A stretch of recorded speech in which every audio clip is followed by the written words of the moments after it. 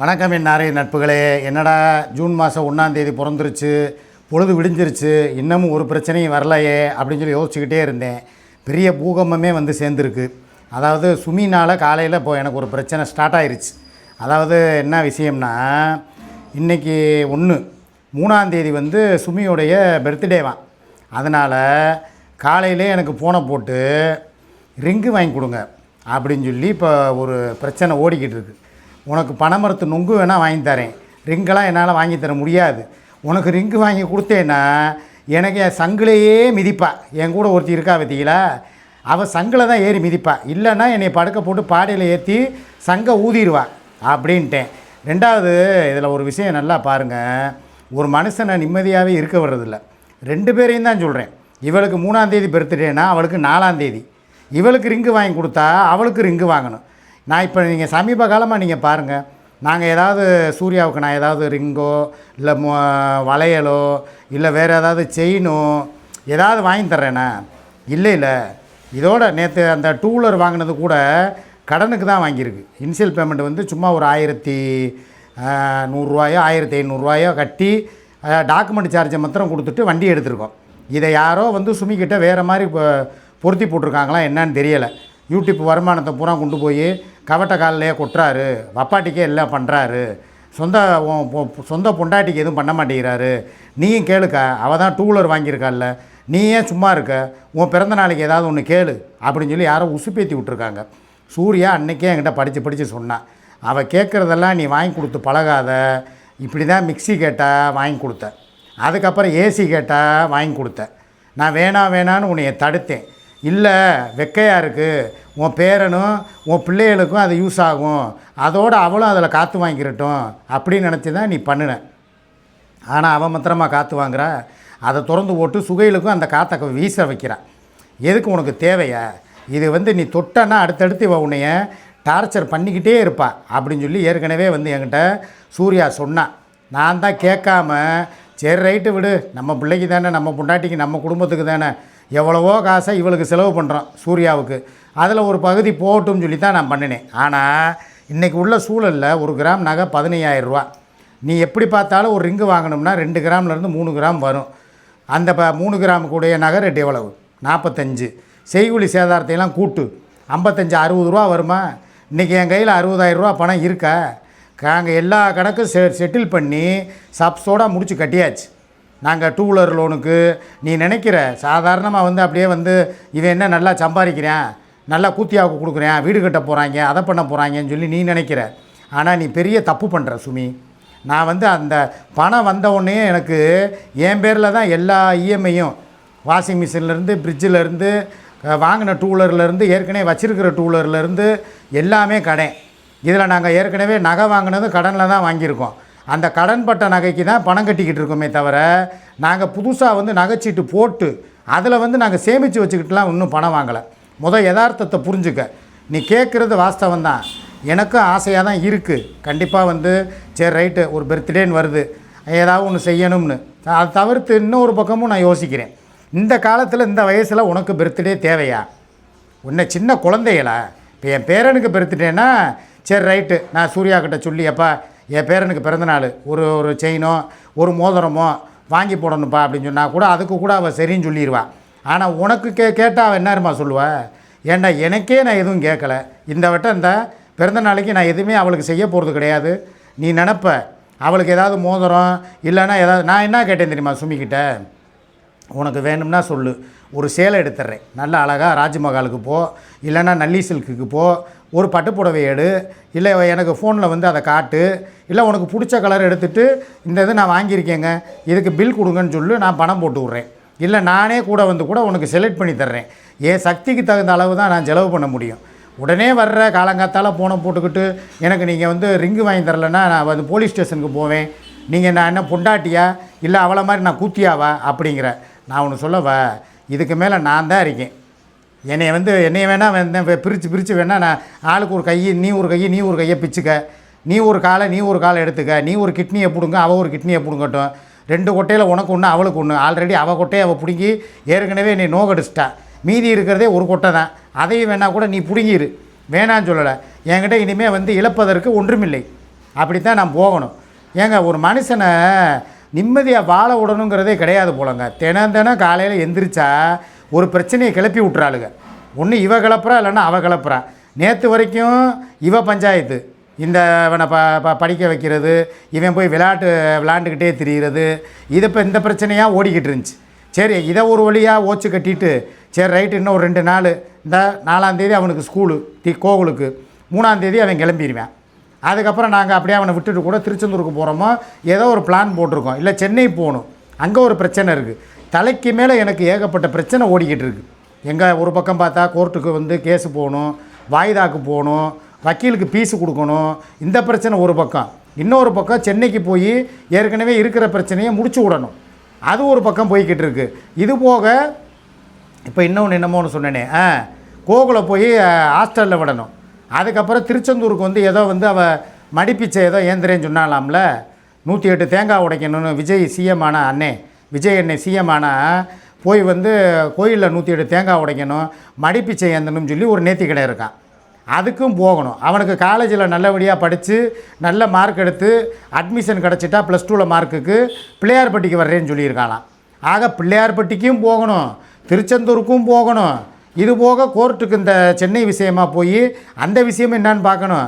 இது போக அடுத்து வந்து வாய்தா இருக்குது, மதுரை வாய்தா, கோயம்புத்தூர் வாய்தா. எங்கள் வாழ்க்கையே வழக்கு, வாய்தா, வக்கீல், ஃபீஸு, கேஸு, இப்படி போய்கிட்டு இருக்கு. இதுதான் இன்றைக்கி நியூஸு. இவ்வளோ பிரச்சனையும் நான் தலையில் வச்சுக்கிட்டு ரிங்கு இப்போ ரொம்ப அவசியமா? நான் கேட்குறேன், நான் சொல்கிறேன்னு கோச்சுக்கிறாத, நான் வாங்கி தர்றேன், உங்கள்கிட்ட என்ன கமிட்மெண்ட் கொடுத்துருக்கேன். பொறுத்தார் பூமி ஆழ்வார். உனக்குன்னு ஒரு டைம் வரும், உனக்குன்னு ஒரு ட்ரெயின் வர்ற வரைக்கும் நீ காத்துக்கிட்டு இருந்து தான் ஆகணும். நேற்று நைட்டு கூட நான் என்ன பேசினேன் லைவில், யார் யார் என்னுடைய 10 மணி லைவை பார்த்தீங்களோ திருப்பி உங்களுக்கு ரீவைண்ட் பண்ணுறேன், ரீகால் பண்ணுறேன், உங்களுக்கு மெமரிக்கு கொண்டு வர்றேன். எல்லாமே ஒரு லிமிட்டு தான். இப்போ சூர்யாவுக்கே நான் எதுவும் பண்ணிக்கிட்டு இருக்கேன்னா எல்லாமே ஒரு அளவு தான். அவளுக்குன்னு தேவை என்ன, பிள்ளையை படிக்க வைக்கணும், ஒரு கவர்மெண்ட் ஜாப்பில் உட்கார வைக்கணும், அதே மாதிரி அவளுக்குன்னு சொல்லி ஒரு சொந்த வீடு. இது 3 தானே அச்சீவ்மெண்ட்டு. இது 3 முடிஞ்சிருச்சுன்னா அதுக்கப்புறம் அவள் என்கிட்ட வந்து எதையும் கேட்க முடியுமா? இல்லை என்னை எதுவும் தொந்தரவு பண்ணி என்னை பிணாத்த முடியுமா? கிடையாதுல்ல. நான் அது வரைக்கும் பேசாமல் அமைதியாக இருப்பா. இதெல்லாம் முடிஞ்சிருச்சு, 90% வேலைகள்லாம் முடிஞ்சிருச்சுப்பா. இந்த காலேஜில் சேர்க்குறோம்னு சொன்னோம், நல்ல காலேஜில் சேர்த்தாச்சு, பணமும் கட்டியாச்சு. இனி ஹாஸ்டல் ஃபீஸ் மட்டும்தான், அதையும் கட்டி முடிச்சுட்டா அவன் பஞ்சாயத்து 3 வருஷத்துக்கு கிடையாது. இந்த கோகுலு கிளம்பிடுவேன். அதுக்கப்புறம் நாங்கள் வீடு கட்டுற வேலையை ஸ்டார்ட் பண்ணிடுவோம். ஸ்டார்ட் பண்ணி அது அப்படியே ரெகுலராக போனால் எப்படி இந்த வர்ற தை மாதம் 2027 தை அதுக்குள்ளே நாங்கள் எங்கள் வேலையை முடித்து அவளும் போய் கிரகப்பிரவேசம் பண்ணி பாலை காய்ச்சிடுவான். அதுக்கப்புறம் என்ன இருக்குது, 2027 நம்ம வருஷம். நான் சொல்கிறேன் 26 விட்டுரு, இந்த 26 முழுக்க. ஏன்னா ஆளுக்கு கொஞ்ச நாள் பிரித்து வாழ்ந்துக்கங்க, அக்ரிமெண்ட்டை போடுங்க. ஒரே தான் 2 பேரும் அவளுக்கு அதை பண்ணால் எனக்கு இதை பண்ணு, எனக்கு இதை பண்ணால் எனக்கு இதை பண்ணுன்னு சொன்னீங்கன்னா நான் தான் இருக்கேன். என்னால் நான் என்ன ஒரு மிஷின் மாதிரி தான் இப்போ வாழ்ந்துக்கிட்டு இருக்கேன். எனக்கு வந்து சுய சுய இன்பங்கிறேன், சுய கட்டுப்பாடு, அதாவது சுயமாக எனக்குன்னு எதையுமே நான் சேர்த்துக்கிறல. எனக்குன்னு சொல்லி ஏதாவது நான் ஒரு நல்ல துணிமணி எடுத்துக்கிறேன்னா, இந்த போட்டிருக்க சட்டையை பாருங்கள், இதெல்லாம் பருத பழசாகி போய் 10 வருஷத்துக்கு முன்னால் எடுத்த சட்டை. முந்தையாவது சட்டை எடுத்து கொடுக்குறதுக்கு என் தங்கச்சி பிள்ளைங்க இருந்துச்சுங்க, என் மாப்பிள்ளைங்க இருந்தாங்க, ஆளுக்கு ஒரு 5-5 சட்டை, ட்ராக் பேண்ட்டு, வாட்சு எல்லாம் வாங்கினேன் ஓசியில். இப்போ என்னடான்னா யாருமே எதுவுமே பண்ண மாட்டேங்கிறாங்க. நான் எனக்குன்னு ஏதாவது வச்சுக்கிறேன்னா ஒன்றுமே கிடையாது.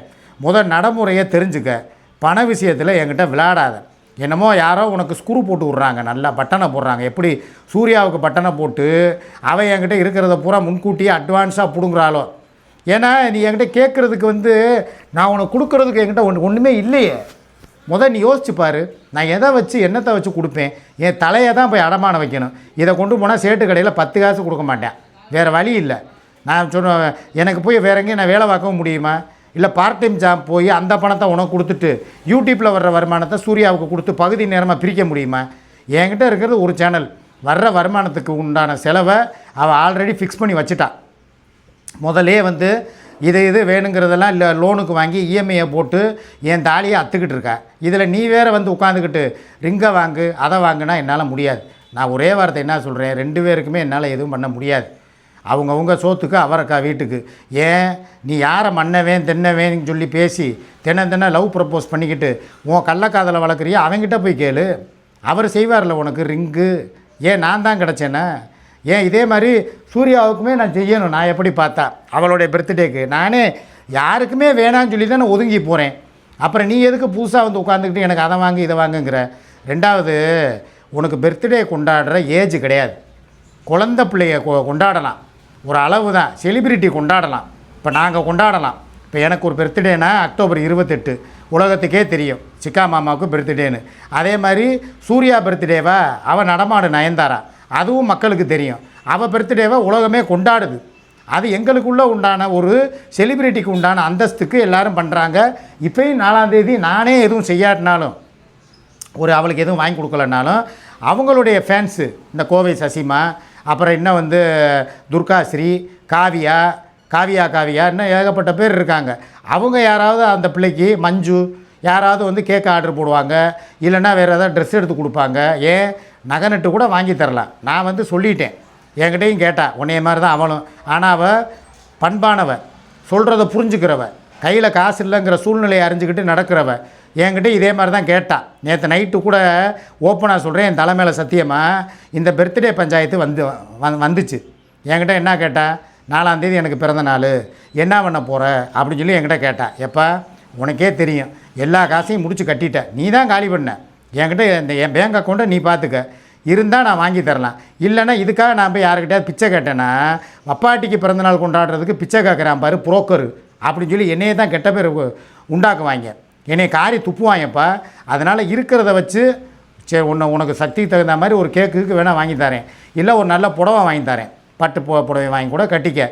இல்லை ஏற்கனவே இந்த இந்திரபிரதேசம் அந்த கடையில் 3 புடவை 3 ஜாக்கெட்டு தைக்க கொடுத்தோம், அதை வாங்கி அதில் ஒன்றை கட்டிக்கேன்னு சரின்ட்டா. இதுதான் மனித தன்மைக்கு அழகு, இதுதான் ஒரு பொம்பளைக்கு உண்டான லட்சணம்.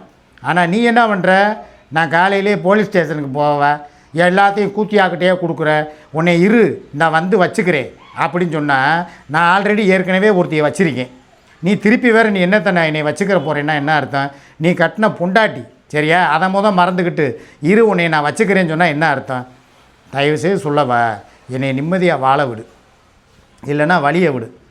உனக்கு எதில் கையெழுத்து போடணும் நான் போட்டு தரேன். மாதம் உனக்கு எவ்வளோ ஜீவானம்சம் வேணும் அள்ளி தர்றேன். கோர்ட்டு எனக்கு 20 ரூபா உனக்கு கொடுக்க சொல்லுதா, கூட 5 ரூபா சேர்த்து கூட 5 10 சேர்த்து கூட 25 30 கூட தர்றேன். என்னை ஆளை விடு. உனக்காக வந்து ஒரு யூடியூப் சேனலை ஆரம்பித்து கொடுத்து அதை ரன் பண்ண விட்டு அதில் ஏதாவது உனக்கு வருமானம் வரும்னு சொல்லி மானிட்டேஷன் வாங்கி கொடுத்து உனக்கு எல்லா வழிவகையும் செஞ்சு கொடுத்தா, நீ வாட்டுக்கு அதில் உட்காந்துக்கிட்டு கெட்ட வார்த்தையாக பேசி இதனால் ஒரு பிரச்சனையாகி ஸ்ட்ரைக் விழுந்து இன்றைக்கி உனக்கு சேனலே இல்லை. இப்போ நான் 2வது சேனல் 3வது சேனல் உனக்கு நான் ஓப்பன் பண்ணி கொடுத்துருக்கேன். அப்போ உன் விஷயத்தில் நான் உனக்கு எல்லாம் நல்லது தான் பண்ணுறேன். நீயே ஏதாவது ஒன்று பேசி உன் தலையில் மண்ணெல்லி போட்டுக்கிட்டு இன்றைக்கி உட்காந்துக்கிட்டு என்னைய 3 மாதமாக உயிரை வாங்கிக்கிட்டு இருக்க. உனக்கு எப்படியாவது இந்த சேனலுக்கும் ஒரு அக்கௌண்ட்டை வந்து ஓப்பன் பண்ணி விட்டு உன்னை சம்பாதிக்க வைக்கலாம். சரி, நம்மளுக்கு எங்கிட்ட பிரச்சனை இல்லாமல் இருக்கும். இவளுக்கு ஒரு பக்கம் ஒதுக்கி விட்டோம்னா நீ ஒரு பக்கம் பார்த்துக்கிட்டு போவ, நான் பாட்டுக்கு சூர்யா கூட நிம்மதியாக வாழ்க்கையை தொடரலான்னு பார்த்தா விட மாட்டேங்கிறிய. எதையாவது ஒரு பஞ்சாயத்தை இழுத்து வச்சுக்கிட்டே இருக்கிற. இந்த 3ஆம் தேதி பர்த்டேன்னு சொல்லி ஆரம்பிச்சிட்டேன். இனி அடுத்து என் பேரன் பர்த்டே வருது, நான் உனக்கு பண்ணுவேனா என் பேரனுக்கு பண்ணுவேனா? சரி, இன்னொரு டீலுக்கு வா, நான் வேணால் உனக்கு பண்ணிடுறேன், என் பேரனுக்கு நான் எதுவும் வாங்கி கொடுக்க மாட்டேன். இதுக்கு சம்மதமா? நான் சூர்யா கிட்ட கூட சொல்லிடுறேன், எப்போ என் பேரனுக்கு மோதிரமோ செயினோ வாங்கி போடுறேன்னு சொல்லி ஒரு கமிட்மெண்ட் கொடுத்தேன்ல, அவனுக்கும் இந்த ஜூன் தான் பிறந்தநாள், 9ஆம் தேதியோ 10ஆம் தேதியோ, ரொம்ப நாள் கிடையாது. அப்படிங்கும்போது நீ அதுக்கு வேணால் விட்டுரு. நீங்கள் எனக்கு கொடுங்க, உனக்கு பேரே முக்கியமாக நீ முக்கியமா? நல்லவளாக இருந்தால் நீ என்ன பண்ணணும், எனக்கு வேணாம், நீங்கள் பேரனுக்கு வாங்கி தரேன்னு சொன்னீங்கல்ல, அவனுக்கு ஒரு ரிங்கோ இல்லை செயினோ வாங்கி போடுங்க, இல்லை ஒரு பிரேஸ்லெட்டோ வாங்கி கொடுங்க. அதை விட்டு எனக்கு வேணாங்க அப்படின்னு ஒதுங்கிப்போ. உனக்கு வயசும் கிடையாது, உன் வயசுக்கு நீ பர்த்டேலாம் ஒரு கேடா? நான் கேட்குறேன், பேசாமல் மூடிக்கிட்டு உன் கள்ளக்காதலை ஏறிக்கான், அவன்கிட்ட போய் சுகையில்கிட்ட கேளு, அவன் வாங்கி தருவேன். என்னையெல்லாம் போட்டு இதை வாங்கி கொடு அதை வாங்கி கொடுன்னு சொல்லி நொச்சுன்னுக்கிட்டு இருந்தேன்னு வைவேன், வந்தேன்னா அவ்வளோதான், சத்துன்னு வச்சு விட்ருவேன். புரிஞ்சுக்க, அவ்வளோதான். 2 பேருமே பர்த்டே கொண்டாட வேணாம். என் பர்த்டே வரும்போது நான் பார்த்துக்கிறேன், அது என் மக்களுடைய விருப்பம். உனக்குன்னு யாராவது செஞ்சாங்கன்னா அதை நான் தடுக்க மாட்டேன். என் ஃபேன்ஸே கூட உங்கள்கிட்ட கேட்கலாம், இப்போ எப்படி பக்ரீத்துக்கு வந்து உனக்கு வந்து பிரியாணி, அப்புறம் வந்து ட்ரெஸ் எடுக்கிறதுக்கு பணம், இதெல்லாம் வந்து நான் என் கை காசை கொடுக்கல, உனக்கே தெரியும். என்னுடைய ஃபேன்ஸ் தான் உனக்கு கொடுத்துருக்காங்க. இதே மாதிரி உன் பர்த்டேக்கும் யாராவது உனக்கு செஞ்சாங்கன்னா அந்த பணத்தை வாங்கி வேணால் உனக்கு தர்றேன். அவங்க கொடுப்பாங்க, ஆனால் எவ்வளோ தருவாங்க? 5 10 கொடுப்பாங்க. அதை வேணால் வாங்கிக்க, 5000 10,000 சொல்லேன். அது பத்தாத, ஒரு ட்ரெஸ் எடு, நல்லதாக வந்து கோரிப்பாளையம் தர்காவுக்கு வா, கூட்டு போகிறேன். இல்லையா வேறு ஏதாவது கோயிலுக்கு போகணுன்னு சொல்கிறியா, வா போவோம். அது வேணால் என்னால் முடியும். உன்னை கூட வேணால் கூப்பிட்டு போகிறதுக்கு வேணால் நான் வருவேன். வேறு என்கிட்ட வந்துக்கிட்டு நகையை வாங்கி கொடு, நட்டு வாங்கி கொடுன்னு சொன்னேன்னா அவ்வளவுதான். என்னால் பிட்டு பைசா கூட நகட்ட முடியாது. எல்லாமே முடிஞ்சு போச்சு சப்ஜோடா. நான் பணம் வரலன்னு சொன்னதெல்லாம் பொய் தான். யூடியூப்பில் வந்துச்சு. இன்றைக்கி தேதி 1, 24ஆம் தேதிங்கிறது 27ஆம் தேதி 28ஆம் தேதி வந்துச்சு. 3 நாளில் நாங்கள் எல்லோரும் எச்சோடு முடிச்சு கட்டியாச்சு. இனி என்கிட்ட தம்படி காசு தேராது. எல்லாத்துக்கும் வழக்கம் போல் உனக்கு மாதம் அடிக்கிற மாதிரி இந்த மாதமும் விபூதியை அடித்தாச்சு. ஸோ அடித்த விபூதியை நீ பார்த்து இது பண்ணிக்க. முடிஞ்சு போச்சு. ரைட்டு மக்களே, இதுதான் இன்றைக்கி மேட்ரு. இனி இந்த விஷயம் 3 நாளைக்கு ஓடும்னு நினைக்கிறேன். பிறந்தநாள் வர்ற வரைக்கும் என்னை போட்டு டார்ச்சர் பண்ணுவேன். இப்போ நான் இந்த வீடியோ போட்டு முடித்த உடனே அடுத்த நிமிஷம் அங்கிட்ட உட்காந்து கதறுவேன். அதுக்கெல்லாம் நான் அசர்ற ஆள் கிடையாது. எதாக இருந்தாலும் துணிஞ்சு தான் இருக்கேன். அவள் போலீஸ் ஸ்டேஷனுக்கே போனாலும் என்னங்கிறத பார்த்துக்குருவோம். நாங்கள் இனிமேல் எதுக்குமே இல்லை. எங்களுக்கு அடுத்தடுத்து வேலை கிடக்கும். திருச்செந்தூர் போகணும், பிள்ளையார்பட்டி போகணும், அவங்கள போய் ஸ்கூலில் போய் அவனை போய் சேர்த்து விடணும் ஹாஸ்டலுக்கு, திலீபாவுக்கு காலேஜுக்கு உண்டான வேலைகளை பார்க்கணும். ஏதாவது ஒரு பக்கம் இருக்கணுங்கிறது தான் என் முடிவு. உங்களுக்குன்னு செய்ய நான் ஒரு விஷயம் இதோட சொல்லி முடிச்சுக்கிறேன். வளவலன்னு பேச விரும்பலை. உங்களுக்கு ஏதாவது செய்யாமல் நான் வந்தேன்னா உங்களுக்குன்னு சொல்லி வீடு வாசல் வாங்கி கொடுத்துட்டேன். அதுபோக வாரத்துக்கு 2 தடவை வந்து மீன், கறி, முட்டை, பால், சிவரட்டி, இன்னும் என்னென்ன வேணுமோ பழங்கள்லேருந்து எல்லாம் வாங்கி கக்க கணிக்க உங்களுக்கு போடுறேன். அரிசி முதற்கொண்டு எங்கள் வீட்டில் வாங்குகிற 75 ரூபா அரிசியை தான் உங்களுக்கும் வாங்கி தர்றேன். ஆக மொத்தத்தில் உங்களுக்கு ஏதாவது குறை வைக்கிறேன்னா சாப்பாடு விஷயத்தை கேளு. பக்ரீத்துக்கு இந்த நல்லது புள்ளது வேணுமா கேளு. ரம்ஜானுக்கு செஞ்சிடுறேன். எல்லா விஷயத்துலையும் உங்களுக்கு வந்து நான் வந்து நல்லவனாக தான் நடக்கிறேன். ஒரு குடும்ப தலைவனாக தான் இருக்கேன். இன்க்ளூடிங் சொந்த வீடு முதற்கொண்டு உங்களுக்கு வாங்கி கொடுத்துட்டேன். இன்னமும் என்னை வந்து ஏதாவது ஒரு பக்கம் நிம்மதியாக வாழ விடுங்க. நான் பாட்டுக்கு சிவனேன்னு இருந்தால் கூட காலையில் எந்திரிச்சா என்ன பிரச்சனை வருமோ, ஏது பிரச்சனை. எனக்கு எதிரிகள் வெளியே இல்லை, என் வீட்டுக்குள்ளே நீங்கள் தான் இருக்கீங்க. ஒன்று இவனால் எனக்கு மூச்சாவி போகுது சூர்யானால், இல்லாட்டினா உன்னால் என்னுடைய மூச்சாவி போகுது. நல்லா பார்த்துட்டேன். ஏதாவது ஒரு பிரச்சனையை காலையிலே கிளப்பி விட்றீங்க. என்னால் என் பாடி தாங்காது. இனிமேல் டெட் பாடியாக தான் ஆகணும், வேறு வழி இல்லை. கொஞ்சம் அடக்கி வாசிங்க. ஒவ்வொரு பிரச்சனையை கொஞ்சம் கேப்பூட்டு அடிங்க. இந்த ஒரு படத்தில் சொன்ன மணிக்கு தெளிய வச்சாவது அடிங்க. ஒருத்தனை படுக்க போட்டே அடிச்சிங்கன்னா என்ன ஆகுறது? ஒரு அளவாக போங்க.